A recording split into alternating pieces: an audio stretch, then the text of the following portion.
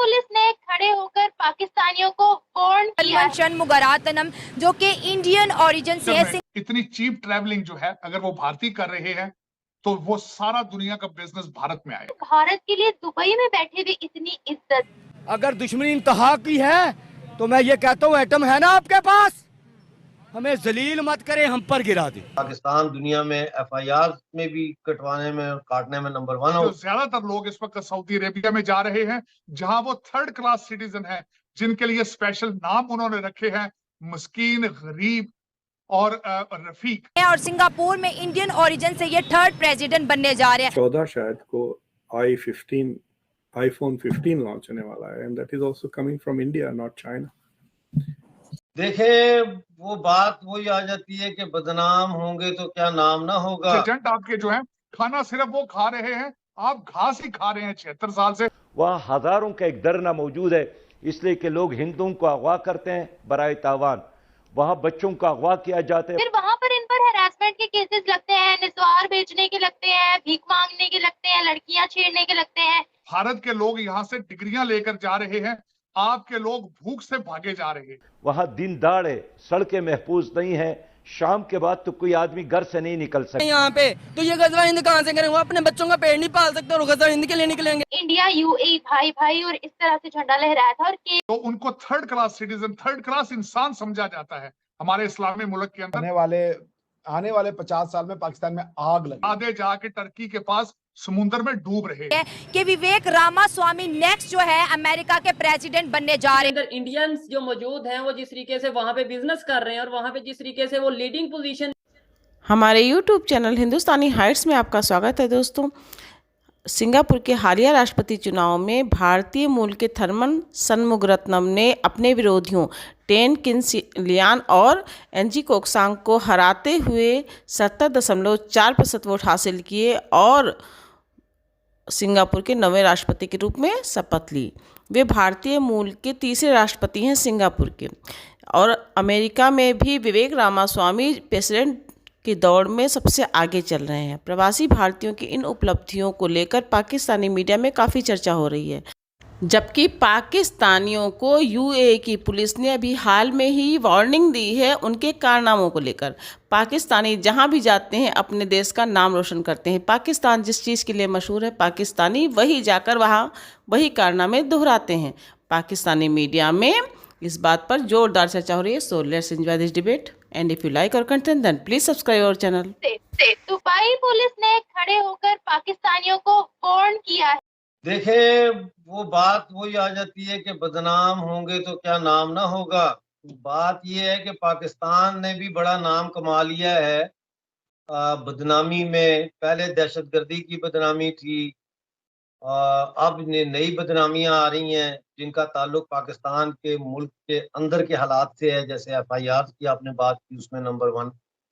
और क्या कह सकते हैं, अब पाकिस्तान ने किसी न किसी चीज में तो नंबर 1 होना है। तो गधों की जो तादाद में इजाफा और एक्सपोर्ट में इजाफे के बाद अब नई चीज जो सामने आ रही है वो ये है कि पाकिस्तान दुनिया में FIR में भी कटवाने में और काटने में नंबर 1 हो। बिल्कुल सर, पाकिस्तान में तो इन्होंने अपने आप पे टैग लगवाया हुआ है। बाहर के ममालिक में जाकर यहाँ से तो काम करने जाते हैं ना, मेहनत करने जाते हैं, फिर वहाँ पर इन पर हैरेसमेंट के केसेस लगते हैं, निस्वार बेचने के लगते हैं, भीख मांगने के लगते हैं, लड़कियां छेड़ने के लगते हैं।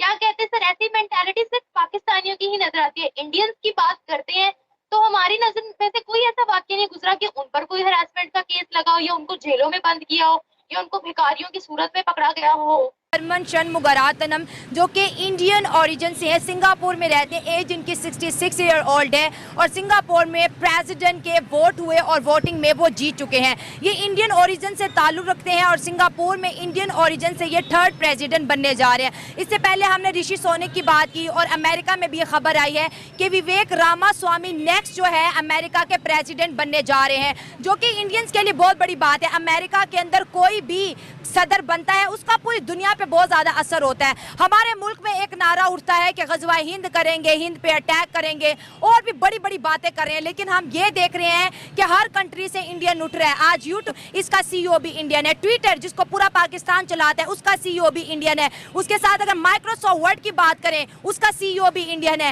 हर जगह पे इंडियंस आ रहे हैं। वजह क्या है कि इंडियंस के अंदर एकता है, उनकी तालीम अच्छी है, उनकी अंदर डेमोक्रेसी है, एकता है। लेकिन अगर पाकिस्तान की बात करें, हमारे बहुत से पाकिस्तानी मुल्क से बाहर है, हजारों की तादाद में, लाखों की तादाद में, लेकिन आज तक किसी भी पाकिस्तानी का नाम ऐसे सामने नहीं आया जो प्रेसिडेंट बना हो, जो प्राइम मिनिस्टर बना हो, जो सीईओ बना हो। क्या वजूहत है कि ना पाकिस्तानी मुल्क के अंदर रह के काम कर पा रहे हैं और ना ही मुल्क से बाहर? तो वो यही तो मैं कह रहा हूँ ना कि ये पाकिस्तान का आवा ही बिगड़ा हुआ है। इसको तबाह कर दो, इसको बर्बाद कर दो, और इसकी बर्बादी के अंदर से कुकनस की तरह एक नया देश उभारो अगर कुछ करना है। नहीं तो वीजा लो तो निकलने वाली गल करो। बाहर के ममालिक में जाकर भी अच्छा सलूक नहीं होता सर हमारे साथ। ग्रीस ने पाकिस्तानियों पर बैन लगाया, यूएई ने 24 शहरों पर हमें बैन लगाया, सऊदिया ने सबसे ज्यादा फांसी पाकिस्तानियों को दी। कहाँ जाए हम सर, आप बताएं क्या करें हम?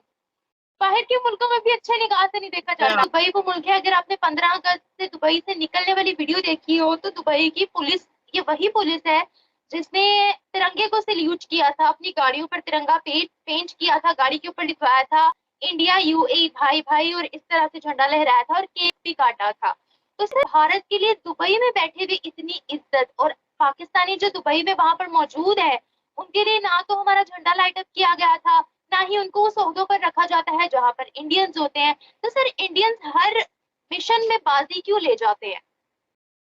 क्योंकि वो मेहनत करते हैं, वो अपने काम पे फोकस करते हैं, वो दूसरे के मुल्कों में घुसपैठिए दहशतगर्द नहीं भेजते, वो अपने मुल्क को किसी एक मजहब के गलबे में जो है वो उसका तसल्लुत उसके ऊपर कायम नहीं करते।